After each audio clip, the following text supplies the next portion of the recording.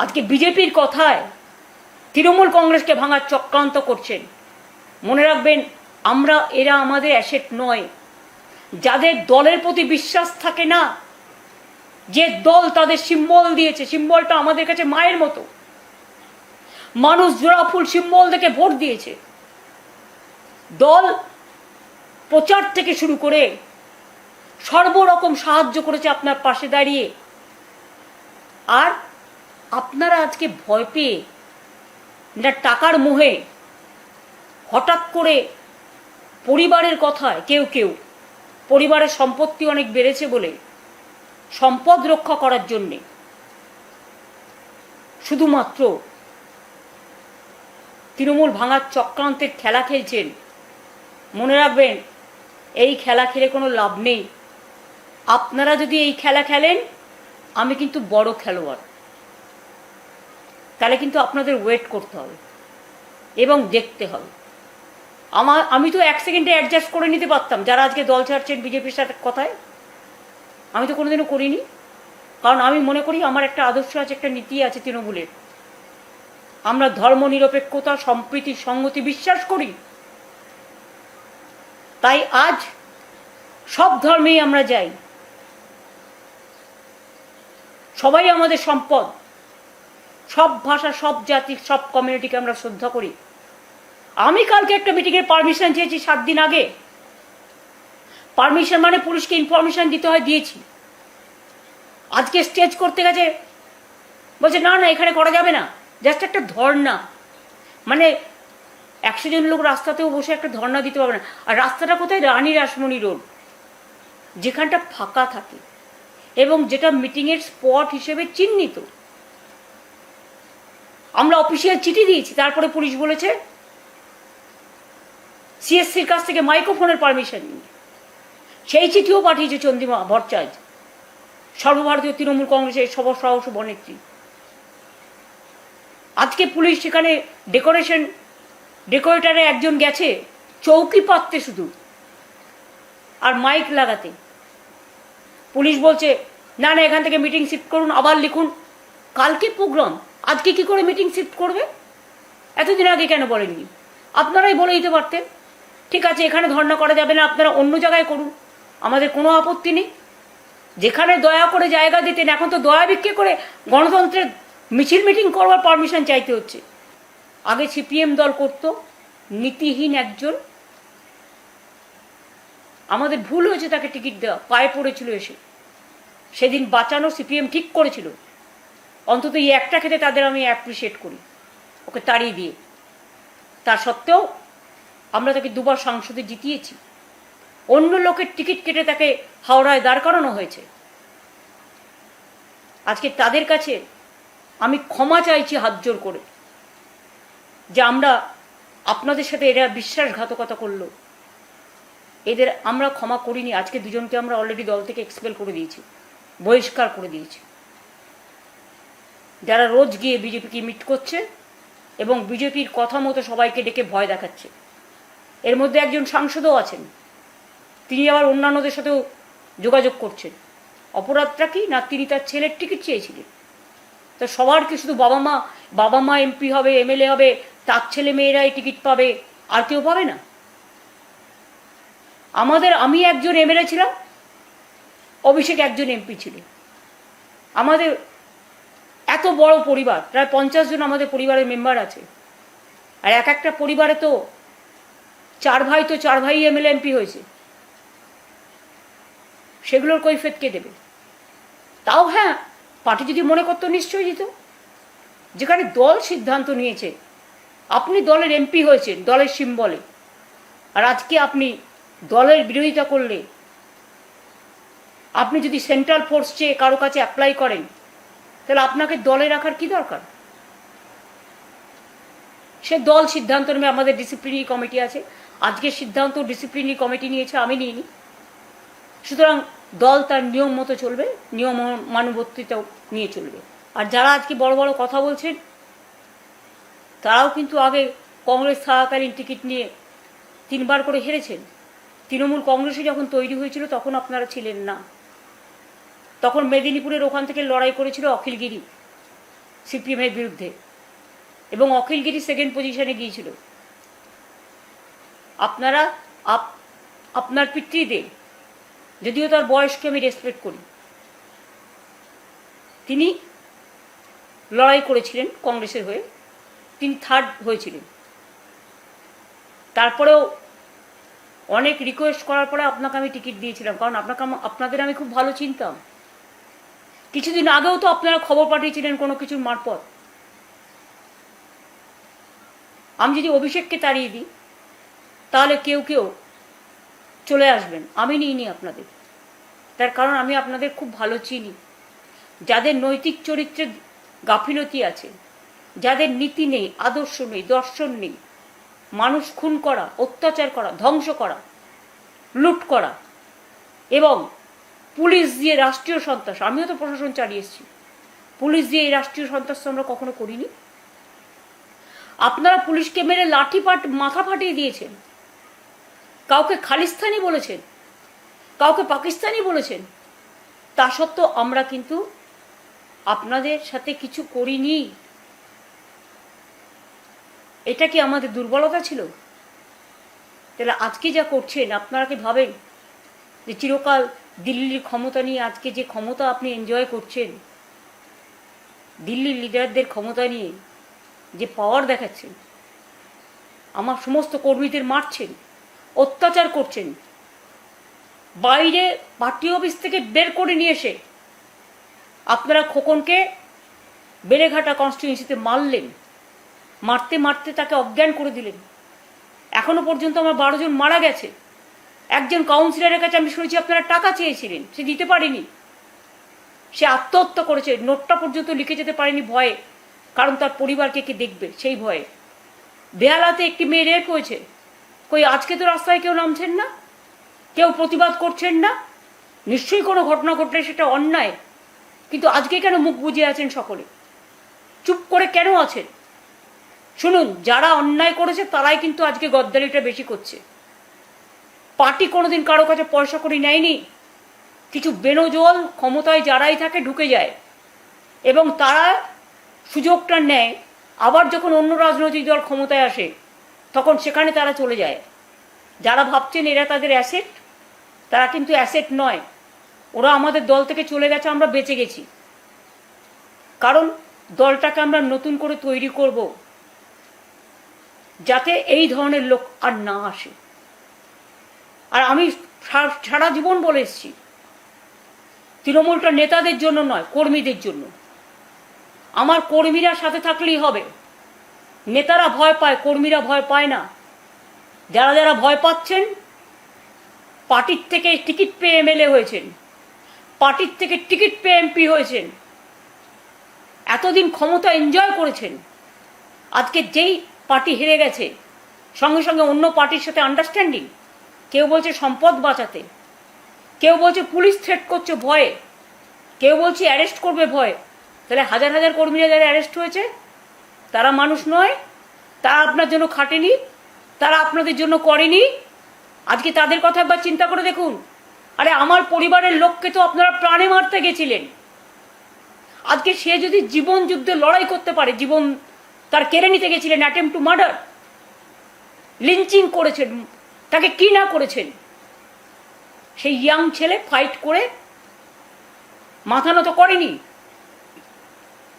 কল্যাণ ব্যানার্জি, অভিষেক দলের লিডার, লোকসভা তাকে মারলেন মানে খুন করতে গেলেন। তৃণমূল কংগ্রেসের এমএলএদের পুলিশ দিয়ে ভয় দেখানো হচ্ছে। লোকাল আইসি এবং এসপিরা ফোন করে বলছেন এবং বাড়িতে পুলিশ পাঠিয়ে রাখছেন যাতে তারা বেরোতে না পারে, এবং তাদের পরিষ্কার বলা হচ্ছে দল ভাঙুন, অমুক লোকের সাথে গিয়ে যোগাযোগ করুন। প্রথম ফোনটা পুলিশ করছে, দ্বিতীয় ফোনটা বিজেপির অফিস থেকে যাচ্ছে, কোনো না কোনো অফিস থেকে। এটা গণতন্ত্রের নমুনা? এক তো লুট করে আপনারা ভোটে জিতেছেন, ঠিক আছে আপনারা কাজ করুন, সেটা না করে অকাজ কেন করছেন, কুকাজ কেন করছেন? আজকে সন্ধ্যের মধ্যে নেমে আসছে মধ্যরাত, আমাদের কর্মীদের একটা মিছিল করতে দিচ্ছে না। একটা মিটিং করতে দিচ্ছে না, বাড়ি থেকে বেরোতে দিচ্ছে না। যারা বলে ভয় নয় ভরসা রাখুন, তাদের কাছে আমার সবিনয় প্রশ্ন থাকবে, প্লিজ দয়া করে আমাকে ভুল বুঝবেন না। মানুষের জ্ঞাতার্থে জানাই, আমাদের 2500 পার্টি অফিস আপনারা ভেঙে চুরমার করে দিয়েছেন, অনেক মন্দিরেও তালা দিয়ে দিয়েছেন, ঈদগাঁও দখল করেছেন, মিশনারিদের ফান্ডও বন্ধ করে দিয়েছেন, এমনকি কর্মীদের তো মারছেন, বাড়ি থেকে বেরোতে দিচ্ছেন না, এমএলএদের ভয় দেখাচ্ছেন। আমাকে কালকে 4 জন এমএলএ এসে কমপ্লেন করে গেছেন যে তাদের পুলিশ দিয়ে বলানো হচ্ছে যদি আপনি মিটিংয়ে যান তৃণমূলে, তাহলে আপনাকে আর্মস কেস দেওয়া হবে, গাঁজা কেস দেওয়া হবে, আপনাকে অ্যারেস্ট করা হবে, এনআইএ আপনাকে ধরবে, ইডি আপনাকে ধরবে, সিবিআই আপনাকে ধরবে। এটা কোন গণতন্ত্রের নমুনা? টোটালটাই কি গ্রাস করতে চান? একটা জিনিস মনে রাখবেন, প্রবাদে আছে, বেশিবার বেরোনা ঝড়ে পড়ে যাবে। বারবার অন্তত একটা সীমা থাকা উচিত। অত্যাচারের একটা সব সীমা অত্যাচারের লঙ্ঘন হয়ে গেছে। আরও তো স্টেটে ইলেকশন হয়েছে, কই সেখানে তো জিনিস হচ্ছে না কেন? একমাত্র বাংলায় হচ্ছে। বাংলাকে টার্গেট করে আপনারা হারিয়েছেন এসআইআর এর নাম করে, লজিস্টিক্যাল ডিসক্রিপেন্সির নাম করে। আমার কাছে স্পেসিফিক খবর আছে, প্রায় 177টা সিটে কিভাবে আপনারা রিগ করেছেন, মেশিন হ্যাক করেছেন। আমি নিজে ভুক্তভোগী, আমাকে মারতে মারতে কাউন্টিং সেন্টার থেকে বের করে দিয়ে পুরো লুট করেছেন। তখন আমি 13,000 ভোটে জিতছিলাম। এত কিছু করার পরেও আমাদের রাজারহাটে তাপস জিতে গেছিল, অ্যানাউন্স হয়ে গেছিল। পরের দিন আবার রিকাউন্টিংয়ের নাম করে বিকেলবেলায় তাকে জোর করে 300 ভোটে হারালেন। এরকম অনেক কেস আছে। এবং এটা ভাববেন না আমাদের কাছে এভিডেন্স নেই, ডকুমেন্ট নেই। সব এভিডেন্স ডকুমেন্ট আমাদের আছে। এবং সবচেয়ে নির্লজ্জ যারা আপনাদের হয়ে তাবেদারি করে আপনাদের জোর করে জিতিয়েছেন। ফলতে হয়তো স্ক্রুটিনি হয়ে গেছিল, প্রথম স্ক্রুটিনিতে ক্লিয়ার ছিল, তাহলে সেকেন্ড স্ক্রুটিনি করে যিনি এখন প্রধান অ্যাডভাইজার হয়েছেন, রাজা বাবুদের কাকে দিয়েছে রাজার পাট? তারা হল্লা বাবুদের মতো গিয়ে নিজে বসে সিট পাইয়ে দেওয়ার জন্য এত লুট করেও হয়নি, স্ক্রুটিনি করছেন, আবার করে বললেন ফলতায় ইলেকশন হবে। গিয়ে ইলেকশনটা করবে কি করে? 500 এজেন্টকে গ্রেপ্তার করলেন, ওখানকার ক্যান্ডিডেটকে ভয় দেখালেন, বেরোতে দিলেন না, মানুষকে বেরোতে দিলেন না, টোটালটাই লুট করলেন। আর কত লুট করবেন? লুট করারও তো একটা সীমা আছে। মনে রাখবেন, বামফ্রন্ট 2006-এ 235টা সিট পেয়েছিলেন এবং সেখানে অহংকার করে বলা হয়েছিল আমরা 235। আজকে আপনারাও এত লুট করে এত জেতার পরেও, মানে যেটা সকল জেতা, আমি তো মানি না এই জেতা, সকল জেতা করেও আপনারা স্বস্তি পাচ্ছেন না। তাহলে কি আপনারা ভয় পাচ্ছেন? ভরসা করতে পাচ্ছেন না বাংলার মানুষকে? তৃণমূল কংগ্রেস একটা রাজনৈতিক দল, স্বীকৃত রাজনৈতিক দল। সেই রাজনৈতিক দলটাকে ভাঙবার জন্য কাউকে টাকা, কাউকে ইডির ভয়, কাউকে সিবিআইয়ের ভয়, কাউকে অ্যারেস্টের ভয়, কাউকে পরিবারের ভয়, কাউকে ছেলে মেয়েদের তুলে নিয়ে যাওয়ার ভয়, অনেক কিছু ভয় দেখাচ্ছেন। ভয় কেউ কথা বলতে পারছে না, তারা বাধ্য হচ্ছে, তাদের বাধ্য করছেন যাতে তারা দল ভাঙে। মনে রাখবেন, আজকে আপনাদের সুদিন আছে, আপনাদের গভর্নমেন্ট চলবে তো আগামী দিন, নিজেরাই ঠিক করে নিন। বিজেপির অনেক নেতারা আমি জানি আগে আমার সাথে যোগাযোগ রাখতেন, তাদের যে কোনো বিপদে আপদে আমি পাশে থাকতাম। তার জন্য আমার কোনো কৃতিত্ব নেই, এটা আমার দায়িত্ব এবং কর্তব্য বলে আমি মনে করেছি, সব পার্টিরই। কিন্তু আজকে আপনারা কি করছেন? বড় বড় ভাষণ দিয়ে মিথ্যা ভাষণ দিচ্ছেন, অভিষেককে যেভাবে আপনারা অ্যাটাক করলেন, নিজেরাই ইচ্ছে মতো যারা বাঁচাতে গেল তাদের নামে তাদের অ্যারেস্ট করলেন। আর বিজেপির যাদের সাথে বিজেপির নেতাদের ছবি আছে,